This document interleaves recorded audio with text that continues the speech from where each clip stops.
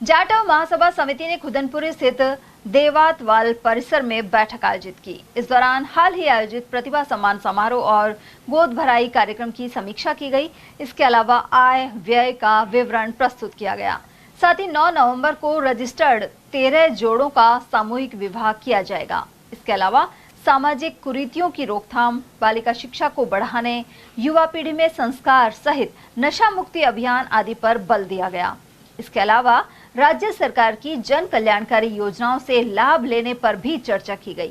बैठक में मनीराम जाटव, रमेश जाटव, राम जीवन, गुमान सिंह, धर्मपाल जाटव, मुकेश कुमार और प्यारेलाल आदि ने विचार रखे।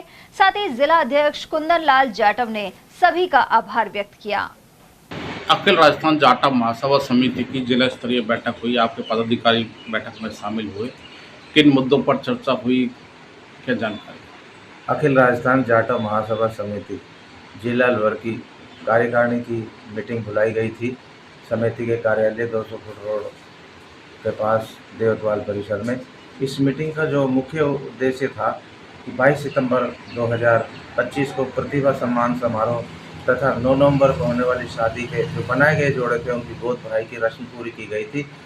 उन कार्यों की समीक्षात्मक बैठक की और सबके विचार आमंत्रित किए गए।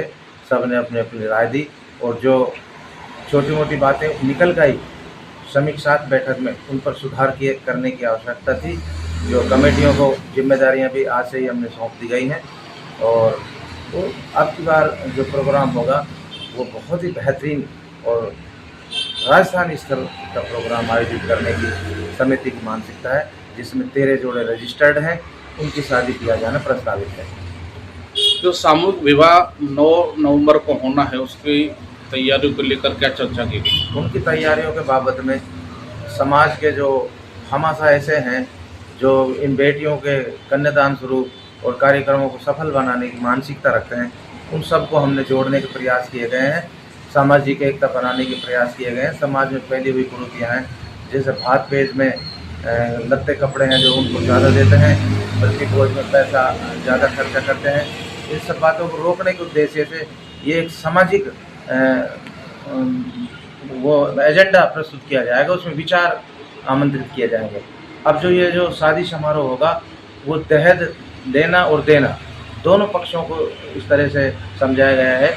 युवा पीढ़ी को ये मैसेज देने के प्रयास किए गए हैं ताकि युवा पीढ़ी देश की मुख्य धारा में जुड़े और वो गलत रास्ते पर न भटकें। नशा जैसी बुरी आदतें हैं उन सब से बचने के प्रयास किए जाएंगे। अब तक के जो हमारे समाज के लोग हैं उनका सहयोग बहुत ही अच्छा मिल रहा है और समाज में एक अच्छी सोच पैदा हुई है। सकारात्मक रूप से हो सकता है कि कार्यक्रम बहुत ही बेहतरीन हो।